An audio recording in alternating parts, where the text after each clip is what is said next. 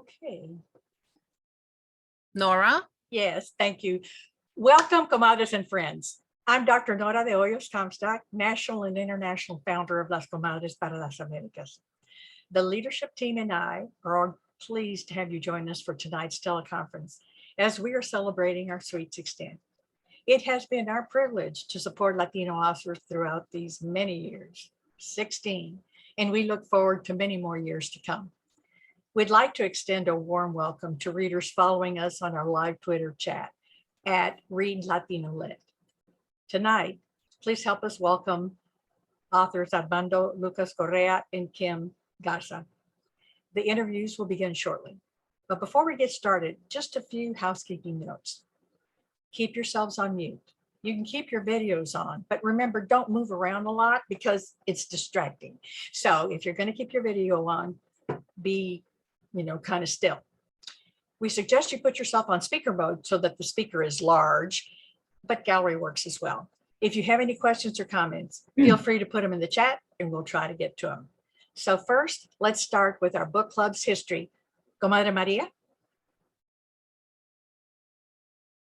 Good evening, everyone. My name is Maria Ferrer, Executive Director of Las Comadres para las Americas and Las Comadres and Friends National Latino Book Club.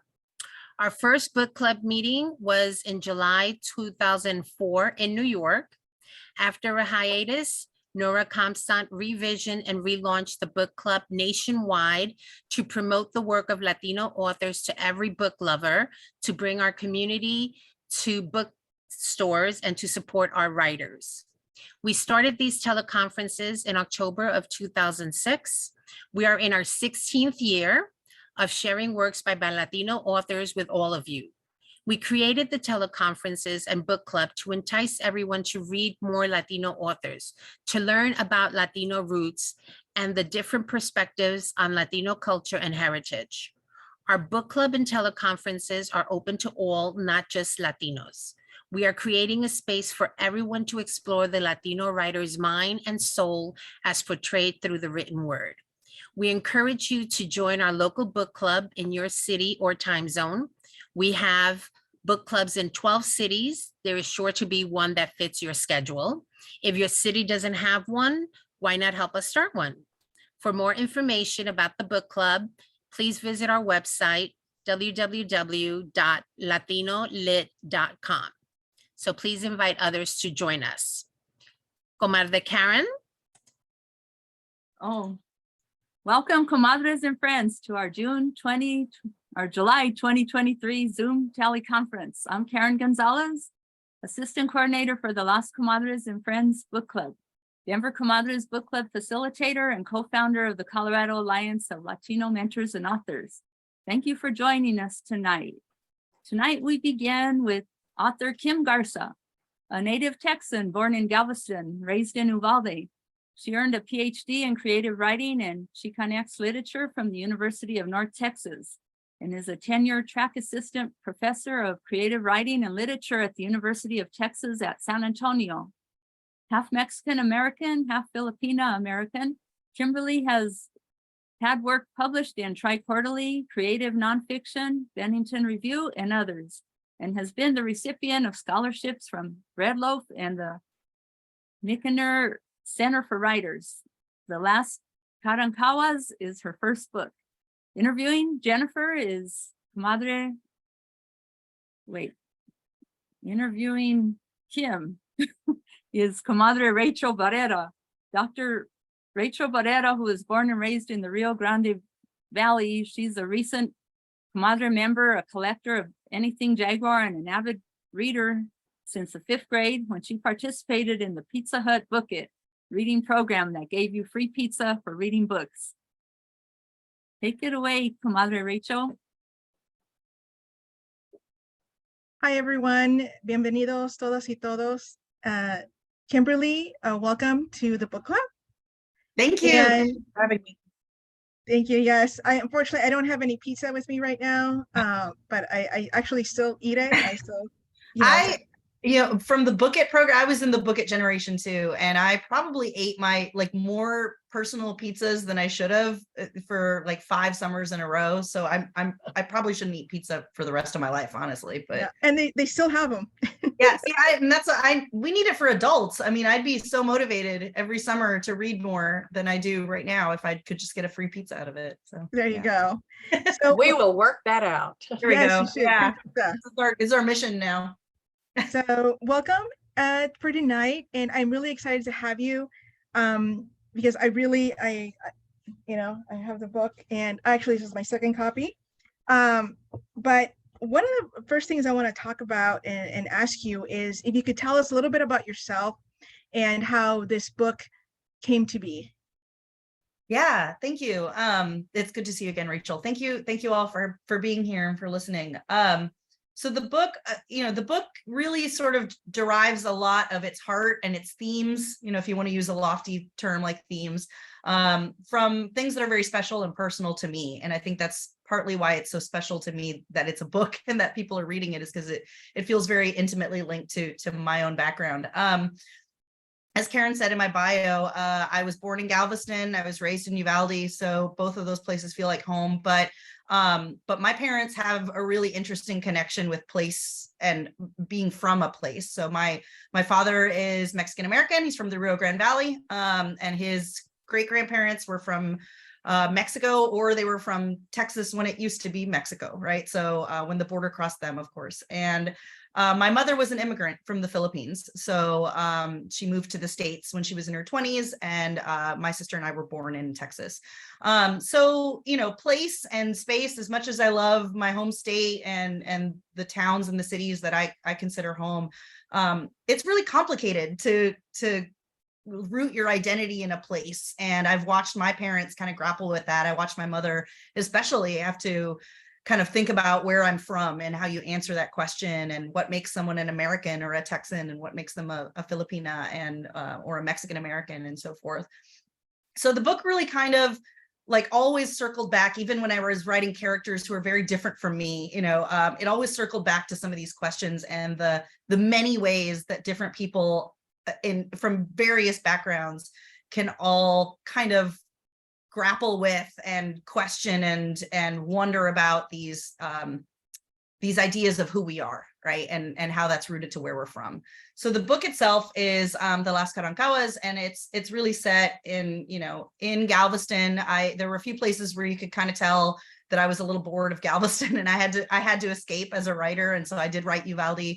I did write the river country that's right close to Uvalde. I wrote Brownsville, where my dad is from, and where my family still lives. And but really, they all roads lead back to Galveston in the book. And that's because for me, Galveston feels like a really interesting microcosm of a lot of different experiences and groups and cultures and communities. And I really wanted to kind of spotlight that, because I think it's so fascinating that this tiny island that's really weathered a lot, weathered quite a bit of tragedy and history and circumstance in its history.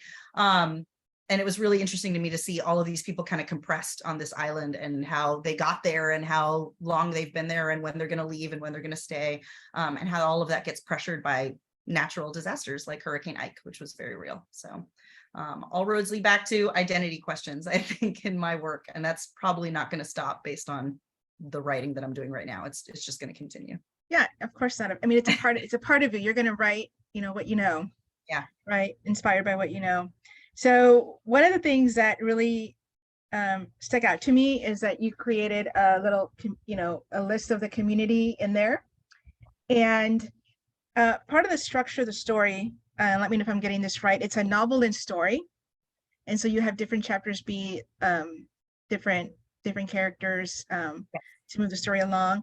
But as a writer, how do you decide on the first chapter? Because I feel like that first chapter is really beautiful. It really gives you a sense of the community and how united they are, and how close they are, but sometimes not. But can you explain a little bit about the first chapter and how you chose that to be the first one?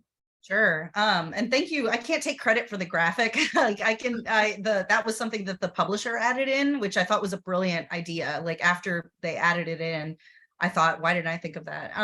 Probably because I just do the words, right? Like I just do the words. I don't do the graphs. But the first chapter really ended up being, I wrote all of these, or a few of them I wrote as just, I thought they would be short stories. I didn't realize that they were linked. I wrote what ends up being the title story, the Las Karankawas. I wrote that first, which is kind of why it's still the heart of the book, because everything sort of stemmed from that, and from Carly and her family. But the first chapter I wrote as I thought was going to be a standalone story. I was challenged in a class. I wrote it in graduate school, and I was challenged to imitate a particular kind of voice that I'd never done before, and it was the first person plural, the we voice that first chapter is in. And I had just read Buddha in the Attic by Julie Otsuka, which is this beautiful, really thin novel. If you ever get the chance to read it, it's gorgeous. And it's written in first person plural, and it's from the voice of the San Francisco picture brides who were brought from China during the early 1900s or late 1800s, excuse me. And I was really drawn to that voice. I'd never done it before, and I thought, okay, if I'm going to write a collective, who is going to be the group? Nope, it's the Filipino like aunts, the aunties, the comadres of the Filipinas world that I knew very well from growing up and going to this festival in Galveston, which is a real festival. So when I sat down to write it, I had the voice in mind already, and it just sort of flowed, which I was really surprised by. And as it kind of took shape, I realized that they were looking at an outsider. They were talking about an outsider, and as I was writing, I realized the outsider was Maharlika. And so midway through the story, I realized that it was linked to the other stories that I'd written, that this was going to be kind of Carly's origin story. It was going to be the moment we see her mother before she disappears. And for me, it was a really, liberating way. It was challenging because I got to try something new with this voice. I'm trying to keep people's attention, even though that it's a collective. But it was really, exciting to try to write Galveston and place and culture from the point of view of a group of people who had a very complicated relationship with this place, right? That there's something that happens over the course of the story where, as they're kind of judging Maharlika and looking at her and talking smack about her and judging her kid, that they also sort of realize that they're not as good of, assimilated Americans as I think they are, right? There's something to be said about the way that she sort of reveals in them something about themselves, that they're sort of unhappy, that there's things about them that aren't picturesque in this new place in America. And so that was a lot of fun to kind of try to write and channel and, introduce Galveston in that way. And as soon as I wrote it, I thought, this is going to be the first chapter. That never happens to me. The order never comes that easily, but for this one it did. And I moved it to the front of the collection, and it stayed there through every round of revisions and through the publishing process. It never moved. It just sort of worked as the opening. Great. Thank you so much for that. I really enjoyed the first chapter because it was such a wonderful introduction to kind of like the setting and the community all together, all at once. So you've mentioned Carly a couple of times. Can you talk to us about her character? Because she has different identities. Has to struggle and reflect on a lot of things, like who she is, where she comes from. Can you talk a little bit more about her character? Because she's probably one of the most complex characters I've ever read. Oh, thank you. I hope it's a compliment, but sure. I really thought of Carly as the kind of, linchpin for the story. She's the sort of anchor. She's the grounding, where every other character in some weird way can tie themselves back to her. And they're each grappling with their own questions of who they are and where they're from. She sort of encompasses all of those questions because of her multiple, communities to which she belongs. And I think as soon as I wrote her in the very first iteration of the first story, she was the placeholder for these questions that I'd always had, but then she became her own person. I always hate to put myself in a story because it feels too autobiographical. But, you know, pretty quickly she became her own person. So I was very proud. I got to watch Carly change. But she is really, you know, at the heart of this because she's in transition, I think, with becoming, you know, she's at this sort of young woman stage, young adulthood. And she's in this tumultuous period of this life where she's started a job, she's started like moving into the next phase of her life, and she has the chance to make a choice. And she's kind of realizing that like the foothold she has and how important these decisions she's going to make in the next couple of months are going to be on her life. You know, is she going to stay with her boyfriend who she's known her entire life? Is she going to remain in Galveston where she's only ever lived? Is she going to stay and take care of her grandmother now that her grandmother is starting to slip into dementia? Is she going to stay with this job, or is she going to go off as she's always wanted and try something new, be somebody else?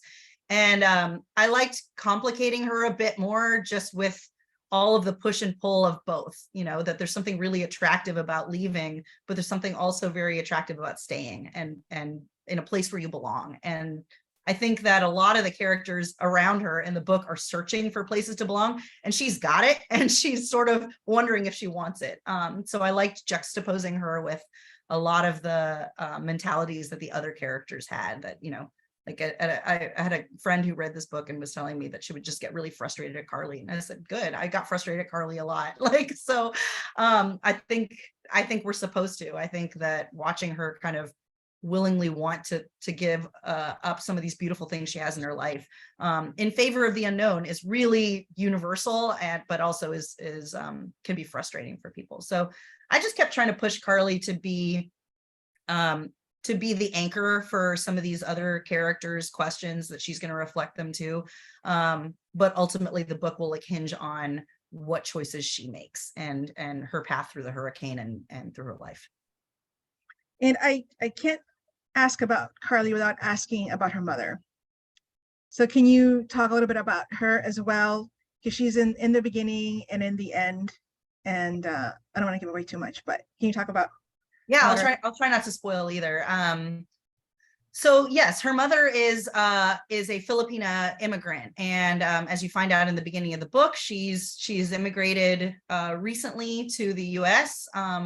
And she's kind of found herself in this place where she wasn't, as we learn later, she wasn't ever really intending to stay. She was just going to come briefly, but she ended up sort of getting sucked in. She met a man, she got married, she had a child, and you know, life kind of took her mother's name is Maharlika, kind of took her in this path that she hadn't intended for herself. And to her mind, she corrects it by leaving and going back to the Philippines. And so leaving her daughter to be raised by her mother-in-law, whose name is Magdalena, who raises Carly to kind of just focus on this Mexican American and this perceived Karankawa history that they have. And Carly sort of loses touch with that Filipina side of her because her mother is not there.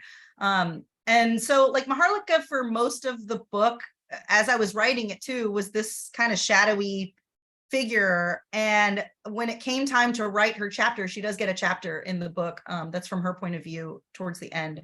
And it was a real challenge for me. That was one that my editor and I went back and forth on a couple of times because the editor kept saying like the voice isn't right. I don't quite believe it. It's not right there. And I realized it was because it was very hard for me to write who I thought of as this villain. She could that someone could do something like that, like just leave her daughter and abandon this life and go back home. Felt very selfish to me. It felt almost villainous. And I think I was having a hard time accessing that. And at a certain point, I just had to flip the view in my mind and realize that she was this kind of photo negative version of my mother who had come to the States by herself and had no family here. She was on her own. She was 21, which I can't imagine doing anything that important when I was 21. And she came and she was miserable for like a year. And she would tell us that all the time. There was a year where she was so homesick that she spent like half her paycheck every month on just long distance phone calls to a home. And she was really seriously doubting being here. But then circumstances kind of changed. She made friends. Her brother came from the Philippines to join her a year later. And she eventually moved down to the valley and met my dad, and then you started a life here, you know. So I always wondered, I think when I was writing Maharlika, I didn't realize that I was wondering what life would have been like if my mother had had a different choice, right? If she had been in the same circumstances to where you just kind of want to go home, like what, you know, what's bad about wanting to go home? And when I came to that realization, it was a lot easier to write Maharlika. Her voice just kind of flowed out, and you know, I was much more empathetic to her. I was much more willing to hear her side and to hear her thoughts, and to see how her choices affected others, right? Obviously, Carly wouldn't have the life she had if not for her mother, for better or for worse. Well, thank you for that background and how that character was inspired by your mom. Can you tell us more about the Karankawas? Yeah, absolutely. So the book is centered on the same sort of education. I should say Carly had the same education that I did, which is Texas public education. So that disclaimer. And like Carly, I was taught in, you know, 7th grade Texas history, I think it is, that the Karankawas were an indigenous people that lived along the coast of Texas, very referenced throughout a lot of historical documents, like Cabeza de Vaca encountered them. I think there's rumors around Jean Lafitte, you know, there's all kinds of things in which they crop up. But the way I was taught, and I remember this was spurring a lot of interest in my mind because I was born in Galveston, I had real ties there, was that they had vanished. Nobody knew what happened to them. They died out. And that's the narrative that I was taught and thought about, you know, really early in the production of this book. And it only took a little digging to realize that was completely wrong. Like much of history is done. It's left out the, you know, the quieter narratives. It's focused on the conquerors, right? And the Karankawas are present. They are here. They're active. They're alive. They've been fighting against this idea that they've gone extinct, that they've died out. And they're fighting for more visibility. And that's something that, without giving too much away, like the book kind of grapples with, because Carly was also taught that they died out, that they'd gone. Magdalena believes that they are descendants of the Karankawas. So whether that's confirmed or not is kind of up to the reader to decide. And by the end of it, you know, there is a brief reference to the fact that they are not gone. There are descendants, and they're living. And what I loved is the idea of history and playing with history in a book like this, where people are thinking about who they are, where they come from, what kind of people they come from, and the many ways that we shape history. You know, that we can, you know, history is shaped by people and by records, but also by our beliefs, and you know, and the complexities of that. I never want to say that it's, you know, one way or the other. If Maharlika and Carly are descendants from the Karankawas, if they are part of that group, if oral history counts, you know, and what gets complicated, if belief counts, you know, Magdalena is not necessarily a reliable narrator. She's believed in this very fervently, but by the time the book opens, she's starting to lose some of those faculties, right? She's starting to slip into dementia. And Carly's beliefs are pretty jagged. You know, she's really, I was telling somebody this a while ago, like Carly would take a 23andMe in a heartbeat, I think. Like, she would just answer this question. But for me, the idea of who they are is linked in the Karankawas as well, but it's also linked in a lot of things, you know, who her mother was, who her father was, who her grandparents are, what Galveston is, you know, where it is, who belongs in Galveston, and who makes it their own. Cool, thank you. And I also look at the very end of the book, Galveston, a glossary and guide for the uninitiated traveler. So what inspired you to add that into the book? And I don't think I have ever been to Galveston, and I should go. I had fun with that chapter, and it was another one that, like the first one, as soon as I wrote it, I thought this would work at the end, I think. And I kept waiting for, you know, my agent or my editor to kind of pull it and yank it, and it went through. Everybody liked it at the ending. So it did feel kind of like an epilogue, right? Like the ending where you get to see sort of glimpses of what happens. But yeah, I was trying something new there, in that my style of writing is pretty straightforward narrative. I start with a character or two characters and I'm telling a story, and I rarely get the chance or give myself the chance to play with form of fiction, which is something that I think fiction writers know. Like we're always taught to leave that to the poets. The poets can play with form. Like fiction, you have to think of character and plot. And I wanted to kind of buck that, and so I tried something with this one, and in that I'd read a book called Dictionary of the Khazars and by Milorad Pavic, and I'd read it for a class. And the entire book is in the form of a dictionary. It's an invented dictionary about an invented people and this like extensive history that the author created. It's really interesting. I did not like it when I first read it, but to be fair, I couldn't stop thinking about it. And even now, I feel like I need to reread it. Maybe I'm in a better headspace to where I'll like it more. But I just liked the form. I liked the idea of telling a story through not just paragraphs of prose, but, little excerpts, little snippets of a dictionary entry or a glossary entry. So I sat down to write something like that. And I had this book on the brain. And so I thought maybe I'll write a glossary about like Galveston terms, Galveston elements that somebody who's never been there would need to know. And then I could be playful with it, So I thought I'd have chapters on, and these entries, a lot of them are very important to Galveston, like Oleander's is real, the Bishop's Palace or the seawall. All these different things are very iconic Galveston objects and aspects, but each one does sort of go into the book a bit, right? It sort of spotlights a character, or it shows you the before, it shows you the after, it shows you what becomes of them, or it shows you a glimpse of a character you've never seen, you haven't yet heard from, and I give them a chance to speak, and then it moves on to somebody else. So, and it does jump around in time, as I think, dictionaries or glossaries aren't beholden to linear narrative the way that books are. So I had fun with that, and I had fun with ending with Carly. And glimpsing Carly, years before the hurricane, and seeing her at a slightly younger moment, a slightly fresher moment before these kind of tumultuous things happen, and have her reckon with like just being part of this place. So always it came back to place for me at the very end. Thank you. And we have a couple of questions. So in the chat, so if anybody has any questions you'd like to ask, please do in the chat and I will ask them. So one of the first ones is, would any of the stories and characters become a full-fledged book? It's a good question. I think honestly, any of them would. By the end of the book, they were each, snuggled into my heart somehow. Even the bad ones, even the ones who are kind of like do terrible things. I felt for them. So I won't rule it out. As of right now, the book I'm writing, the next book I'm writing doesn't have any of these characters. It's not a continuation of Carly or anyone else's stories.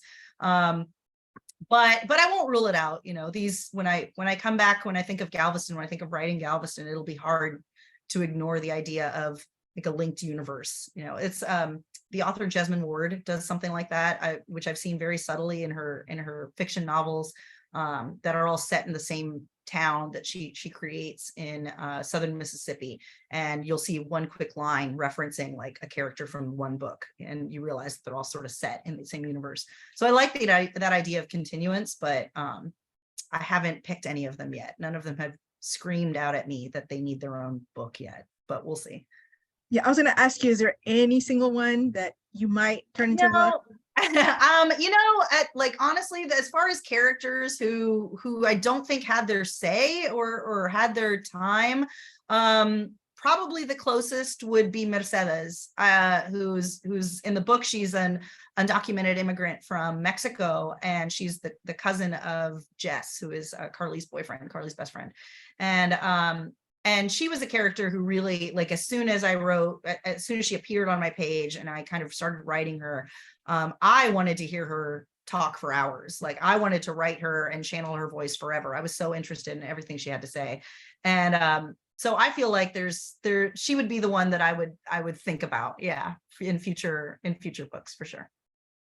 So you have a community of characters, and you talked about form, and also when you're writing and you're making decisions, how did you decide to link all the stories, in terms of the order, whether it's the order or how they pop into each other's chapters? Yeah, It was a long process, because I had my stage of linking them when it was just my book, right? It was my manuscript. I was writing it. And then, you know, I think when it got to my agent, who is this lovely reader and especially reader of my work and had these brilliant ideas, the connections got a little tighter. I started seeing places where characters were kind of like, I think one good example is Kristen, who at the time when I wrote the first draft, she was like the sister of some friend of Carly's, like this sort of distant connection. And by the time it came to the book, she is the nurse of Magdalena, right? So there's a bit of a tighter connection. She has a bit more of a direct link to the two of them.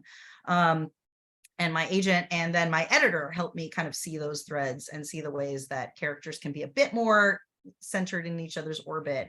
But it took a long time. Like, it took rearranging. Originally, I think one of the first orders of the book was non-linear, and I believe it was my editor, Ruby, whose idea was it to kind of put it around the hurricane, which of course, like, as soon as I say that, I'm like, why didn't I think of that? But that's why we need editors. And so it becomes much more focused around like the actual linear narrative, linear timeline. So Carly's young, you can kind of track it through Carly and her age. You know, Carly's young in the first chapter. She's a teenager in the next one. She becomes a young adult in the next one, and the next one, and the next one, and it gets closer and closer to the hurricane, and then the aftermath of the hurricane. So it took a while to kind of find the rhythm, but as I said, like, the first and the last chapter never changed. Those were the two that stuck, the bookends stuck where they were, and everything else in the middle had to be rearranged until it felt like it hit that flow. So correct me if I'm wrong, you wrote this during the pandemic? I did. Yeah, I wrote the bulk of it during the pandemic. I wrote the first story, what ends up being the title chapter, the Las Karankawas. I wrote that in not long after Hurricane Ike. I was in school at the time, so it would have been 2008 and 2009. And when I sat down to write a story for class, I had the couple months prior visit to Galveston still in my head. And I was not present for Hurricane Ike. Thankfully, I'm very grateful for that. I was living in Dallas at the time, but my family, who all lived in Galveston, evacuated and stayed with us in Dallas. So we watched the news together. We watched, you know, the damage. And when I went back, I think it was Christmas, like December of 2008. So a couple months after Ike. And I helped, you know, my aunt clean out some of her garage, and we were all looking at the watermarks from her house in Fish Village and how high the water had gotten. So that was the very first story. And I didn't come back to it. You know, I thought it was one and done, and I didn't come back to it until 2014. And I wrote the rest of the manuscript through my years as a doctoral student, because it was my dissertation. And then I really revised it during the pandemic, which was not fun, but it was a lot of headspace. I don't know if you're kind of social like me and you miss seeing people. It was a lot of downtime just with me, myself, and my thoughts, and it was a little heavy. It got really dark at sometimes, but it was worth it to kind of sit with the book and think about what it needed, and, you know, edit it and revise it and get it ready for submission. So I'm grateful, at least for the time that I had. Great. And it sounds like when you first started it was more like short stories kind of put together. Can you discuss the role of you know, you've talked a little bit about your editor and your agent, but can you expand more just as a writer, how their input helped you shape the book in the way that it is now, or how they helped you maybe think a little bit differently? Sure. You know, and every writer is a little different, but I firmly believe that my writing gets better with the input of others. And I'll say a select few. Like, I don't give it to everybody in my life and have them weigh in on my writing. But I came through, you know, creative writing classes where you often do a workshop. So you share your work with your class, and, you know, not everybody in the class is going to give you feedback that helps, but, you know, one or two will. And I found that experience with this book, which went through a lot of my classes as well. I felt very proud of it by the end. Then I was lucky enough to get a literary agent, and he weighed in this very helpful way. And we knew that it would end up being with an editor at one of these publishing houses.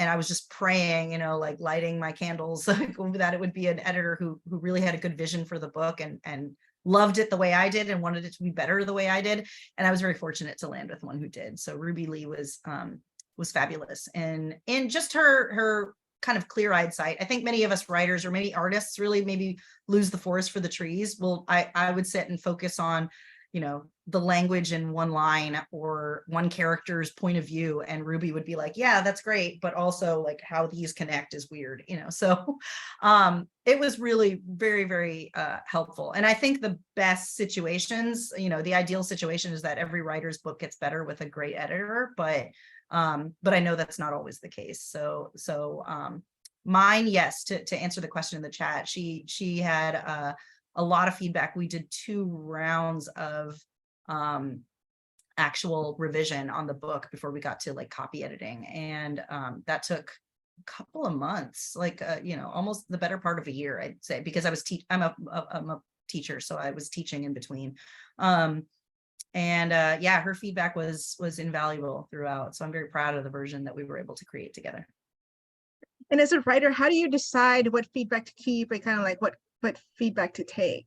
That's the other. So hard. That's the hard part, right? Like it's so hard. And I was asking a published author friend of mine the same question, because this is my first time going through the editing process with a book. And, you know, part of me is inclined to just say yes to everything. And there's also a half of me that on any given day says no to everything, right? Like, no, I'm smarter. This is my book. I know better. And I was asking my friend, you know, how you decide, at what point do I realize that I'm, you know, it came down to one question was, I think for the most part, a lot of it was stuff that I hadn't thought about, but agreed with. So I changed it. There were a few things that I pushed back on, and I didn't win most of them, but by choice, like I gave in, and the book is better for it. I'd say the big one of the big ones was, a story that was in a different point of view. It was a chapter. I think it was the chapter about Luz, who is the friend of Carly's, who gets married to her friend and moves to Uvalde moves back to Uvalde after her mother dies. And Luz's chapter was in a different point of view, and it's currently in the final version, it's in the third person. And my editor asked me to consider writing it in third person, and I was adamant that it would not happen. I was like, nope, I think I had it in second person actually, which is very artsy and hard to pull off, but I felt very strongly that I pulled it off, which clearly I hadn't. And I didn't really know how to argue that without just being stubborn and just saying, no, I like it. No, I want it this way. And my author friend reminded me, like, you can do whatever you want. It's your book. You can push back, but you know, editors often bring some knowledge to the table that you don't have as a writer. Editors understand other things, like literary landscape or readers' understanding or whatever. And so he was like, just try it out. Just try it. Do a page in third person. And I rewrote a page in third person, and I went, shit, like it's better. So those were the changes that I had to kind of grapple with. But I didn't change anything that I felt firmly about, nor did they really ask me to change anything that I would have gotten really, you know, stubborn about either. So it sounds like some of the characters were inspired by people that you know. What were some maybe other characters that got inspired by the people that you know, or just situations or just things that you reflect on that you either have experienced or have witnessed? Yeah, so much of my writing like starts with a seed from something I know, someone I know. That's usually how I get started. You know, that spurs me to, it makes it easier, that kind of first launching into a narrative, because the blank page is so scary. So I just start with something I know, that feels easy to write. And that's true for a lot of the characters. Like I said, Carly stemmed from some of the questions I had growing up, just as a person of mixed identity. And deep ties to Texas. But, you know, there's other characters who began with some aspect of someone who's close to me. And then they always become their own person, which makes me very happy, because I don't ever want someone in my life to go, this is me, right? Like I had a lot of my family asking me as soon as they started reading, like, well, which one's your mom? And I was like, no, none of them are my mom. Like, please don't think that any of these are my mother. But so I'll give an example. The character of Ike, the ball player, the elderly man who's Carly and Magdalena's neighbor, who feels that he has this connection with Hurricane Ike for obvious reasons. His everything except his personality and his marriage and his infidelity is I drew from my grandfather, who was my paternal grandfather was a ball player in Monterrey for many years, and was also a bus driver for Trailways and then Greyhound. So and he has a similar build to Ike in the book, because I was thinking of my grandpa, like I was channeling his physicality and some of his personality. He was a bit more of a firecracker, I think, than Ike is. Ike's a bit quieter and kind of maybe in his older age is like contemplative. No, my grandpa was feisty, but I drew from that because it gave me a starting point that I tried to make feel authentic. I don't ever want it to clearly be a person that I've just, pulled out of my head.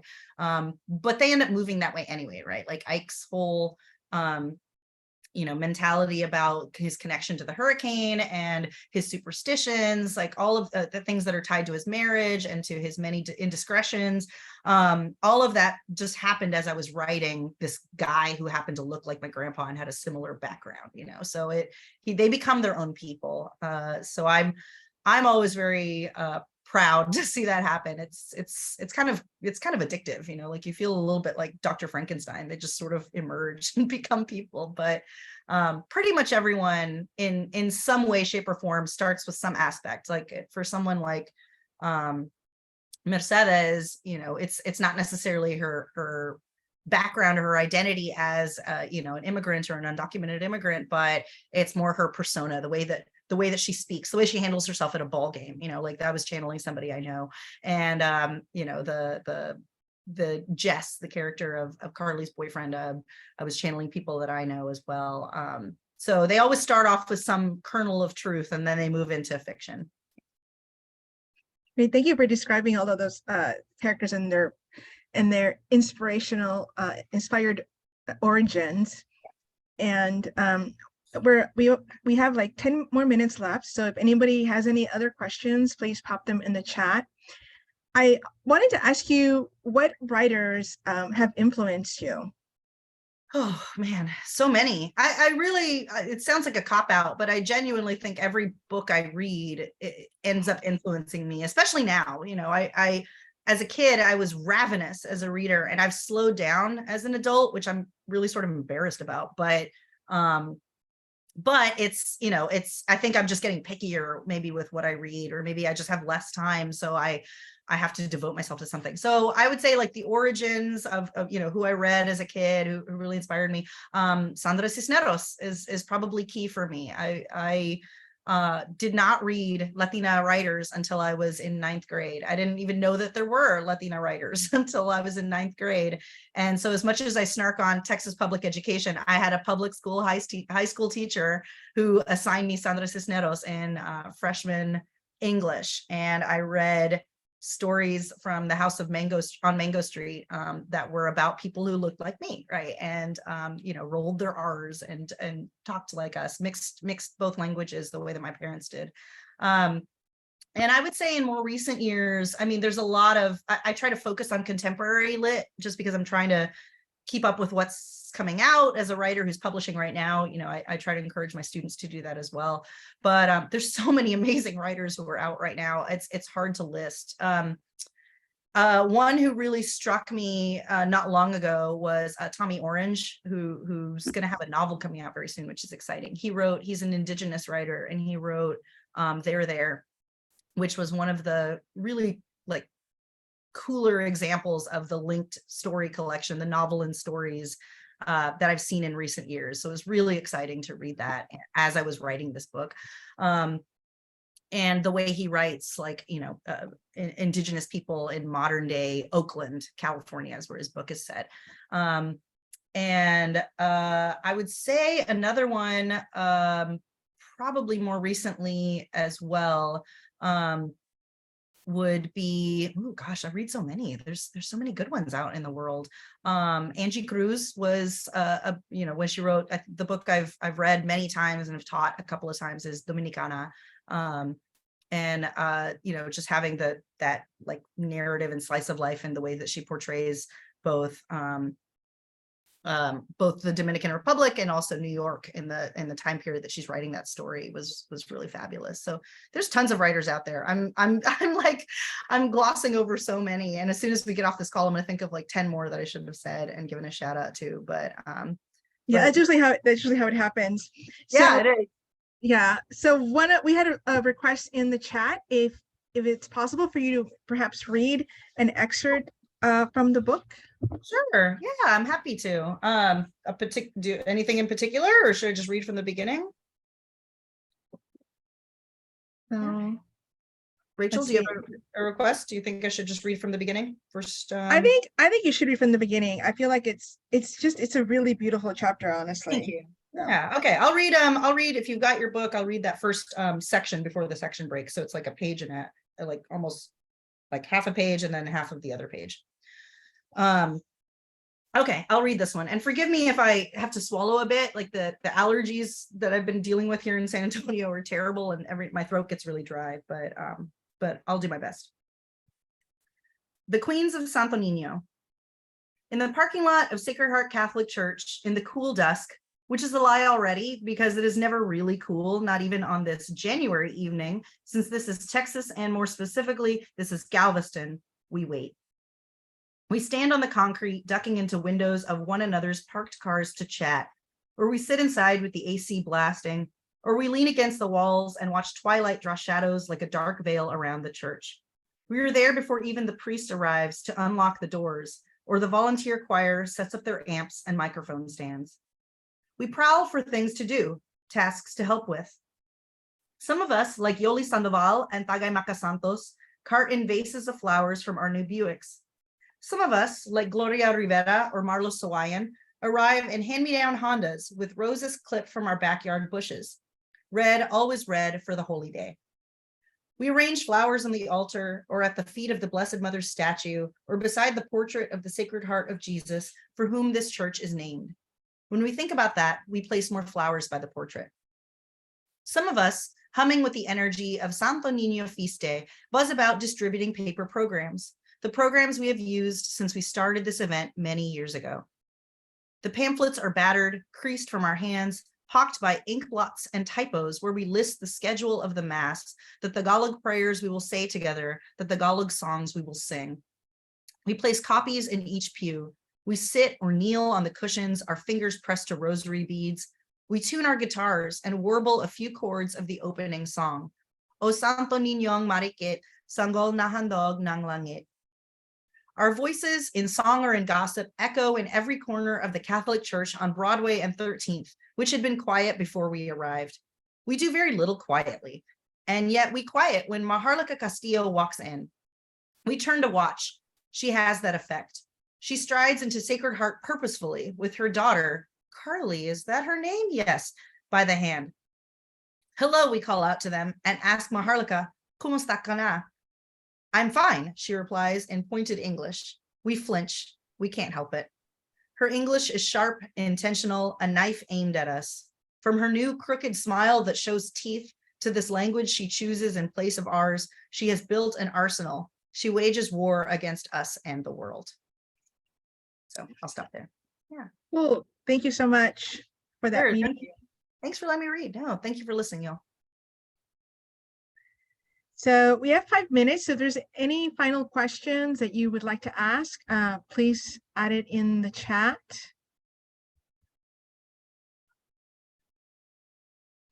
I don't know that it's I hot think here. I'm looking to see if I answered all of them. I think I did. There's one about from Nora about if the characters had their own relationship with me, guiding their development. Always, yeah. One of my favorite things to do as a writer is kind of start a character and then realize as I'm writing that I'm getting to know them a bit more and they're becoming their own people. And so then I put them in a position to make a choice, and they often surprise me. You know, if I had sat down to write Carly's trajectory of life at the beginning of the book, it would have been very different from the one that the Carly that I started writing and who emerged chose. She took a different path. I think I would have envisioned her leaving, you know, and actually she stays. So So yeah, they always kind of surprise me, and that's always a joy to see. Yeah, yes, I'm sorry that Armando couldn't come. You know, thank you for putting up with me for the additional time. Oh, please. Yeah, thank you for the great questions, Rachel. Yeah. These always go by really quick. I mean, seriously, like they really do, faster than we think. So you say there's not going to be a second book based on any of the characters, right? Right. Yeah. No, the next Not book yet. is not yet, not yet. I haven't ruled out, you know, additional pieces down the road, but no, right now it's the next book I'm working on is about two sisters who are from Uvalde. And they've separated. One of them has stayed in Uvalde and has become a doctor there, and one of them has moved to Australia. And they lost touch with each other kind of after their mother passed, but they end up having to reunite with each other and their mother's family in the Philippines because they find out they've inherited some land. So they have to decide what to do with it. So as of right now, none of the characters are showing up, but we'll see down the road. Thank you. Yeah, Okay. thank you all. Well, our thanks, Carly. Carly, well, sorry about that. Kim. It's a compliment. Thank you, Kim, so very much. And Rachel, great interview. I am so glad we had the opportunity to really delve into the book and get as much information from it as you provided us in your relationship with your editors, the publisher. It sounds like all of it turned out to be a really great experience, and that is very, very good for us to know. And to everyone who's here, we apologize. Armando ended up being out of the country today, and we didn't find out until right before the call today, right before our teleconference. So we'll catch up with him, and actually we look will forward to it. interview him, and then we'll put the interview on YouTube, and we'll let you know when that happens. Wonderful. Yeah. So Well, thank you for having me, Comadres. Thank you for listening and for reading. it was a true joy. Rachel, great questions, and audience, great questions. So we want to thank all of you for taking time to join us tonight. And to those who submitted questions, we'd like to thank also all our volunteers without whom this book club and all the associated work would not happen. Mil gracias to all. Please remember to support our authors by writing a review of their books on sites like Amazon, Goodreads, Barnes & Noble, etc. And actually on our website on Latino Lit, under book club, there are examples or an example of writing a review of a book. And it tells you in very simple language how you can do that. It's nothing to be afraid of. And so we encourage you to do that because those reviews carry weight with the publishers as well as other readers. And buy books to support our authors. And if your library doesn't have one, then ask them to order it. And please remember, attend your virtual local book club meetings and bring a friend or two. And remember, our book club is open to men and women, Latinos and non-Latinos. Everyone is welcome. Our August books, Doña Cleanwell Leaves Home by Ana Castillo, Loteria by Cynthia Pelayo. Again, thank you all for your continued support of our book club and Latino literature. Please join us in celebrating the Las Comadres and Friends National Latino Book Club throughout this year by buying books and supporting Latino authors. Good night. And as always, read Latino literature. Mwah.